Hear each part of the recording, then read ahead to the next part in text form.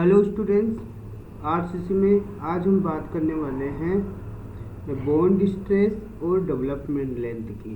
पिछले वीडियो में हमने बात करी थी about shear force, shear stress, फिर नॉमिनल शियर स्ट्रेस क्या होता है, शियर स्ट्रेंथ ऑफ कंक्रीट क्या होती है, मैक्सिमम टोसी क्या होती है, और इनसे रिलेटेड कुछ न्यूमेरिकल क्वेश्चनों के बारे में भी हम चर्चा कर चुके हैं।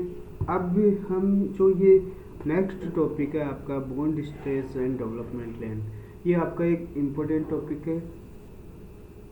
इससे आपके जो मेन एग्जामिनेशन है उनमें तो वो कन्वेंशनल टाइप का क्वेश्चन भी आता है, तो ऑब्जेक्टिव टाइप के क्वेश्चन भी वेरी वेरी वेरी इंपॉर्टेंट आने के चांसेस बहुत इंपॉर्टेंट टॉपिक है ये bond stress and development length. तो सबसे पहले हम बात करते हैं बॉन्ड स्ट्रेस क्या होता है। देखो, आपको पता है कि हम अगर कंक्रीट और किसी भी बीम को कास्टिंग करते हैं तो उसके अंदर क्या करते हैं, कंक्रीट प्लस स्टील रिइंफोर्समेंट दोनों प्रोवाइड कराते हैं। तो सबसे पहले देख लेते हैं बॉन्ड स्ट्रेस होता क्या है। एक्टिंग पर surface area of steel and produced by chemical and mechanical friction और मैकेनिकल रेजिस्टेंस से ये आपका बॉन्ड स्ट्रेस डेवलप होता है, प्रोड्यूस होता है और लगता कहाँ है, जो आपकी स्टील रिइंफोर्समेंट होती है उसके सरफेस पे ये एक्ट करता है। तो ये जो आपकी मान लो ये एक क्या है, आपकी स्टील रिइंफोर्समेंट है, तो इसकी सरफेस पे ये जो इसके आसपास में क्या होगी, कंक्रीट होगी, और इस कंक्रीट और स्टील की जो बॉन्डिंग होगी उसकी सरफेस पे उस बॉन्डिंग के कारण जो स्ट्रेस डेवलप्ड होगा उसको हम बोलेंगे क्या, बॉन्ड स्ट्रेस।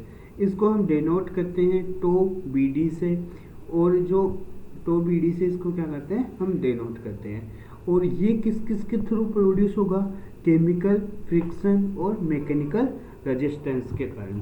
अब आपको पता है अगर हम इस बार के अंदर HYHD बार प्रोवाइड कराते हैं तो उसके ऊपर क्या होती है, ग्रिपिंग होती है।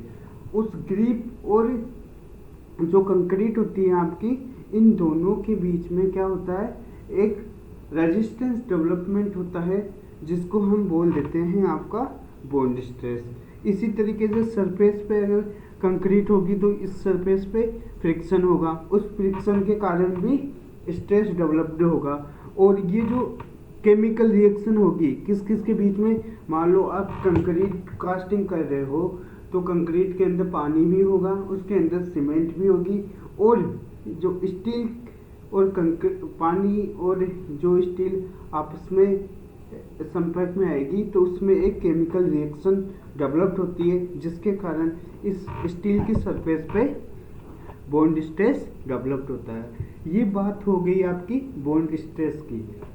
अभी केवल इतना ही ध्यान रखो, बॉन्ड स्ट्रेस क्या होता है, आगे मैं बताऊंगा आपको क्या क्या तरीके से बॉन्ड स्ट्रेस कहाँ काम में आता है। उसके नेक्स्ट फिर आपकी आती है, ये देखो ये आ रही ना, ये नेक्स्ट है आपकी डेवलपमेंट लेंथ। अब डेवलपमेंट लेंथ की सबसे पहले हम डेफिनेशन पढ़ लेते हैं, उसके बाद मैं समझाता हूँ आपको बेसिकली डेवलपमेंट लेंथ होती क्या है और इसके कैसे कैलकुलेट की जाती है इसके बारे में। तो देखो, सबसे पहले यहाँ लिखा हुआ है कि जो development length is essentially provided to create bond between steel and concrete in order to transfer the bar force without slip to prevent the bar from pulling out under the tension। ये आपको पढ़ लिया है, एक बार इसको वो देख ले भाई, इसकी डेफिनेशन क्या होती है। ये डेफिनेशन हमने पढ़ ली थी, डेवलपमेंट लेंथ ये होती है। अब इसको समझते हैं, इन लाइनों का मतलब क्या होता है। तो क्या होगा, जो डेवलपमेंट लेंथ होगी वो क्या होगी, एक क्या करती है डेवलपमेंट लेंथ, कंक्रीट और स्टील के बीच में एक बॉन्ड क्रिएट करती है। किस तरीके से करती है, जिससे आपका लोड बीम से कॉलम पर ट्रांसफ़र हो सके। तो इसको समझने के लिए हम देखते हैं, देखो एक आपको इमेज दिखाता हूँ मैं यहाँ पे। ये चीज़ देखो, यहाँ हम देख रहे हैं ये क्या है, एक बीम है और ये है कॉलम। तो अब ये जो बीम और कॉलम की जो जंक्शन है, इस पर क्या होगा, इस पर ये जो पीली वाली रिइंफोर्समेंट है ये यहाँ से अपन ने कास्टिंग कर रखी है। तो इन जो इस जंक्शन पे ये जो अपन ने रिइंफोर्समेंट प्रोवाइड कराई, इसके थ्रू क्या होगा, ये जो इस बीम पे जो लोड आएगा वो क्या होगा, इन बीम बार्स के थ्रू कॉलम में ट्रांसफ़र होगा। और ये जो लेंथ अपन ने यहाँ कॉलम के कोने से लेकर ये यहाँ तक, देखो यहाँ से लेकर यहाँ तक की जो रिइंफोर्समेंट की जो लेंथ होती है, जो हम बीम और कॉलम के जंक्शन पे प्रोवाइड करा रहे हैं, इसी को हम क्या बोल देते हैं, इसी को हम डेवलपमेंट लेंथ बोल देते हैं। तो ये तो बात हो गई आपकी डेवलपमेंट लेंथ क्या होती है।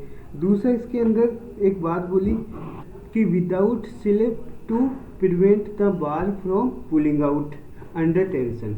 अब क्या होता है, इसको इस तरीके से समझो, आप क्या करते हो, जैसे एक दीवार के अंदर कील ठोक रहे हो, कील ठोकने के बाद इस दीवार में कील कितनी लेंथ तक अंदर गई, ये एक बेसिकली आपको एग्जांपल दे रहा हूँ। बाकी कंक्रीट और जो रिइंफोर्समेंट का होता है उसमें जो बॉन्ड डेवलपमेंट होता है, जितनी लेंथ तक अंदर जा रही है वो कील, और फिर अगर उस कील को ठोकने के बाद यदि आप उसको पुलिंग आउट करते हो, मतलब उसको वापस खींचते हो, तो कितनी लेंथ रिक्वायर्ड हो उसके लिए, जितनी लेंथ तक वो कील आपकी दीवार में चली जाए, और अगर उसको आप खींचो तो फिर वो क्या हो, वापस इजीली पुल आउट ना हो, उस पर टेंशन अप्लाइड करे तो वो जो लेंथ, जितनी लेंथ तक कील आपकी दीवार में जा रही है वो होगी आपकी डेवलपमेंट लेंथ। तो डेवलपमेंट लेंथ क्या होती है, डेवलपमेंट लेंथ हम क्या करते हैं कि बीम और कॉलम के जंक्शन पर इतनी लेंथ की रिइंफोर्समेंट प्रोवाइड करवा देते हैं, जिससे जो बीम पर आने वाला लोड हो उन रिइंफोर्समेंट के थ्रू कॉलम में ट्रांसफ़र हो जाए। तो जो लेंथ, इसमें जैसे आपने देखा, मैं फिर से बताता हूँ उस चीज़ को, ये जो लेंथ है कॉलम के कोने से लेकर जो जितनी लेंथ की रिइंफोर्समेंट अंदर जा रही है, ये लेंथ है। ये जो ब्लैक आप देख रहे हो, ब्लैक मार्क से लेकर इस ब्लैक मार्क तक, यानी कॉलम में जितनी लेंथ तक स्टील रिइंफोर्समेंट अंदर प्रोवाइड करवाई अपन ने, वो लेंथ क्या होगी, वो लेंथ होगी डेवलपमेंट लेंथ। इस डेवलपमेंट लेंथ को प्रोवाइड कराने का पर्पज़ क्या हुआ, पर्पज़ ये हुआ कि जो जंक्शन को एक तो ये क्या कर रही है, मजबूताई प्रदान कर रही है, स्ट्रेंथ प्रोवाइड करा रही है। मान लो अगर इसको यहाँ ये लेंथ नहीं प्रोवाइड करवाएं और केवल बीम को यहीं से अटैच कर दें इस कॉलम से, तो क्या होगा, जैसे ही इस बीम पर आपका लोड आएगा तो ये बीम यहाँ से जो कॉलम की सरफेस से टूट के अलग हो जाएगी। इसलिए ये जो अंदर की रिइंफोर्समेंट हमने प्रोवाइड करवाई, ताकि किसकी रिइंफोर्समेंट की लेंथ अपन ने कॉलम के अंदर तक प्रोवाइड करवाई, जिससे कॉलम और बीम के बीच में आपका एक बॉन्ड क्रिएट हो, जिससे इस जो कॉलम और बीम के जंक्शन पे एक बॉन्ड क्रिएट हो, जिससे जो बीम पर आने वाला लोड है वो सेफली ट्रांसफ़र हो जाए कॉलम पर। एक बात तो ये होगी। दूसरी बात, अगर इसको दूसरे वे में सोचें तो हम क्या कहेंगे कि कील को हम कितनी लेंथ तक अंदर डालें, जिससे कि अगर वापस से उस पर टेंशन अप्लाई करें या उस कील को हम दीवार से खींचे तो वो इजीली पुल आउट नहीं हो सके। तो वो जो जितनी लेंथ तक आपकी कील दीवार के अंदर गई, वो आपकी क्या होगी, वो होगी आपकी डेवलपमेंट लेंथ। यहाँ तक बात समझ आने के बाद में हम आगे देखते हैं ये क्या है। देखो, ये बीम से मेन रिइंफोर्समेंट है और ये डेवलपमेंट लेंथ क्या है, यहाँ से लेकर यहाँ तक की लेंथ को हम डेवलपमेंट बोल देते हैं, जो ये पीला वाला रीइंफोर्समेंट यहाँ प्रोवाइड करा रहे हैं। और ये जो क्या है, ये कॉलम है और ये बीम है, इन दोनों का ये जंक्शन पे अपन प्रोवाइड करा रहे हैं ताकि कॉलम और बीम का जंक्शन मजबूत हो सके। यहाँ तक समझने के बाद में हम क्या करते हैं, हम एक और बात, अगर देखो विदाउट स्लिप का केस में क्या होगा, जो आपका वो ES इक्वल टू EC, यानी कि जो वो क्या बोलते हैं उसको, मॉडुलस ऑफ कंक्रीट और इलास्टिसिटी मॉडुलस ऑफ कंक्रीट और स्टील का लगभग इक्वल होना चाहिए, ES इक्वल टू EC। तो ये सिल्क की कंडीशन वहाँ पे डेवलप नहीं होती है। तो इस तरीके से ये डेवलपमेंट लेंथ की हम बात कर लेते हैं। उसके बाद कैसे निकालते हैं, कैसे फाउंड आउट करते हैं डेवलपमेंट लेंथ को, वो देखते हैं। ये देखो, ये मान लो कि ये इधर क्या है, ये आपकी है कंक्रीट, यहाँ से लेकर यहाँ तक की ये क्या है, कंक्रीट है। इसको मैं दूसरे वे में आपको दिखाने की कोशिश करता हूँ एक बार। ये है आपकी कंक्रीट और इसको अंदर ये है आपकी स्टील रीइंफोर्समेंट, ये क्या है आपकी स्टील रीइंफोर्समेंट है। अब इसको हमने क्या किया, दीवार में पुश कर दिया, समझने के लिए बता रहा हूँ, दीवार के अंदर इसको ठोक दिया। अब क्या कर रहे हैं, अगर हम इस पर क्या कर रहे हैं, टेंशन अप्लाई कर रहे हैं, ये क्या है T टेंशन फोर्स है। और अब इसके ऊपर यहाँ पे कंक्रीट है और यहाँ पे क्या है, स्टील है। स्टील और कंक्रीट के बीच में क्या होगा, मैकेनिकल रेजिस्टेंस के कारण, फ्रिक्शन के कारण क्या होगा, यहाँ पे बॉन्ड स्ट्रेस डेवलप्ड होगा। इस किसकी सरफेस पे, जो स्टील की सरफेस है उसके ऊपर आपका बॉन्ड स्ट्रेस डेवलप होगा। जब बॉन्ड स्ट्रेस कितना डेवलप्ड होगा उसको मान लिया हमने कि वो डेवलप्ड हो रहा है टो BD। यहाँ तक बात क्लियर है, ओके। ये टो BD क्या हो गया आपका, ये आपका बॉन्ड स्ट्रेस है। अब जब ये बॉन्ड स्ट्रेस है, ये बॉन्ड स्ट्रेस है, अब क्या करेंगे, अब ये जो T फोर्स लगा है ये क्या हो गया आपका टेंशन फोर्स। और इस बॉन्ड स्ट्रेस के कारण कितना इस पे फोर्स लग रहा है जो इस टेंशन को क्या करे, रजिस्ट कर सके। तो मान लो कि ये लेंथ है आपकी LD तक, ये कील अंदर गई है, LD इसकी लेंथ है, जो अंदर कंक्रीट के अंदर जो लेंथ है उसकी लेंथ है आपकी LD, जिसको हम डेवलपमेंट लेंथ बोलते हैं। अब यहाँ पे देखो आप,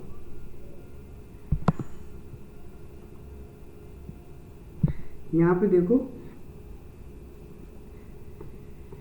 ये आपकी वैल्यू है, ये जो टेंशन फोर्स लग रहा है फाई क्या है, इस बार का डायमीटर है। तो टेंशन फोर्स कितना हुआ, टेंशन फोर्स हो गया 0.87 FI AST। यहाँ पे जो फोर्स लगा वो हो गया आपका 0.87 FI AST। अब अगर ये आपकी जो रीइंफोर्समेंट है वो अगर पुल आउट नहीं करती है तो उस केस में क्या होगा, इस जो बॉन्ड स्ट्रेस डेवलप हुआ उसके कारण जो अपोजिट डायरेक्शन में जितना फोर्स डेवलप्ड होगा वो क्या होगा, इस टेंशन फोर्स के इक्वल होना चाहिए, तब तो ये आपकी पुल आउट नहीं करेगी। अगर इससे कम ज़्यादा हुआ तो ये आपकी पुल आउट कर जाएगी। तो ये अगर इस केस में आपकी पुल आउट नहीं करती है तो ये क्या होगा आपका टो BD। इसके इस जो बॉन्ड स्ट्रेस के कारण ये स्ट्रेस कहाँ लगेगा, सरफेस ऑफ, ये जो टेंशन इन्फोर्समेंट है इसकी सरफेस पर। तो ये टो BD तो क्या हो गया स्ट्रेस, और अगर मैं स्ट्रेस को सरफेस एरिया से मल्टीप्लिकेशन कर दूं तो वो क्या हो जाएगा आपका फोर्स आ जाएगा। तो tau BD into pi phi LD, ये क्या हो गया, ये आपका सरफेस एरिया हो गया। तो यहाँ से इस कैलकुलेशन को हमने सोल्व किया तो LD की वैल्यू आ गई आपकी 0.87 FI phi divide by 4 tau P D. ये हो गई आपकी एल डी की वैल्यू। नेक्स्ट वीडियो में हम देखेंगे कि एल डी की वैल्यू क्या पर्पज़ है, एल डी से रिलेटेड कैसे क्वेश्चन आते हैं, ये सब हम नेक्स्ट वीडियो में देखेंगे। तब तक के लिए थैंक यू, धन्यवाद।